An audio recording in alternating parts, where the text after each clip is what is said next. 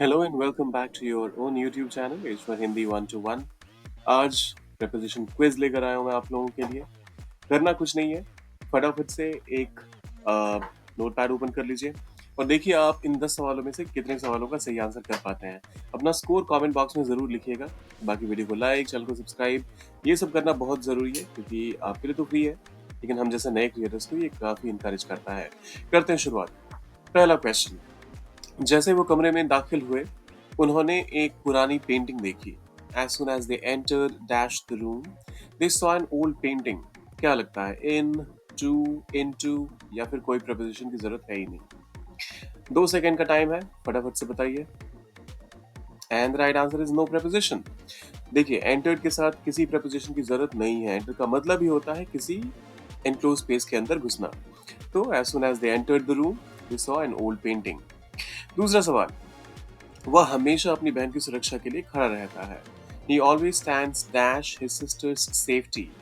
For his sister's safety, by his sister's safety, with or against. क्या लगता है आपको?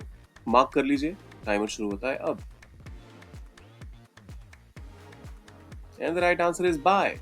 देखिए, हिंदी में जब आप कहते हैं बहन की सुरक्षा के लिए, तो अक्सर लोग इसे समझेंगे कि यहाँ पर फॉर का इस्तेमाल होना चाहिए, लेकिन ऐसा नहीं है। स्टैंड बाय समवन और स्टैंड बाय समथिंग का मतलब होता है किसी चीज को लेकर आप जब प्रोटेक्टिव होते हैं तो वहां पर आप स्टैंड बाय का इस्तेमाल करते हैं।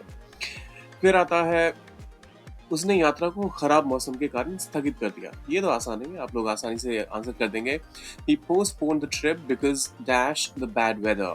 Off with a double F, off with a single F, due या फिर for। मार्क कर लीजिए, 2 सेकंड है आपके पास। And right answer is of.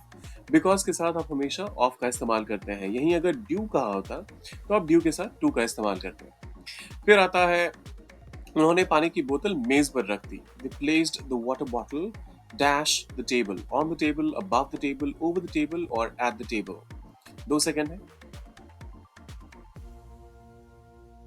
And right answer is on the table. Simple सी कहानी है, किसी भी चीज के सरफेस पे जब किसी और चीज को रखते हैं आप, तो उसके लिए आप ऑन का ही इस्तेमाल करते हैं। तो दे place the water bottle on the table. फिर आता है, यह गाना कई वर्षों से लोकप्रिय बना हुआ है। The song has remained popular dash many years, for many years, since many years, over many years और ड्यूरिंग मेनी इयर्स। 2 सेकंड है, मार्किंग कर लीजिए। And right answer is for. जब कभी भी आप ड्यूरेशन की बात करते हैं कई सालों से, तो यहाँ पर आपको एक फिक्स टाइम की बात नहीं हो रही है। इस वजह से, और फिक्स टाइम में भी अगर विंडो होता तो आप फॉर का ही इस्तेमाल करते। 10 सालों से तब भी आप फॉर का इस्तेमाल करते। यही अगर कहा जाता कि 1991 से फेमस बनी हुई है या फिर 2000 से फेमस बनी हुई है, तो उस केस में आप सिंस का इस्तेमाल करते हैं। अगला स्टेटमेंट देखते हैं। वह अपनी समस्याओं का हल खुद निकालता है। He finds solutions to his problems by himself, on himself, with himself or through himself। 2 second है। And right answer is by himself. कभी भी कोई भी काम खुद से करने की बात होती है तो आप इसके लिए आप बाय का इस्तेमाल करते हैं। So he finds solutions to his problems by himself।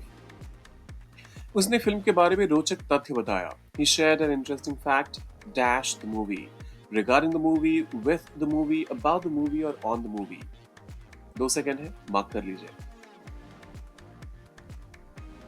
And right answer is about the movie. किसी भी चीज के बारे में चर्चा करने के लिए जब आप कहते हैं तो आप हमेशा अबाउट का इस्तेमाल करते हैं।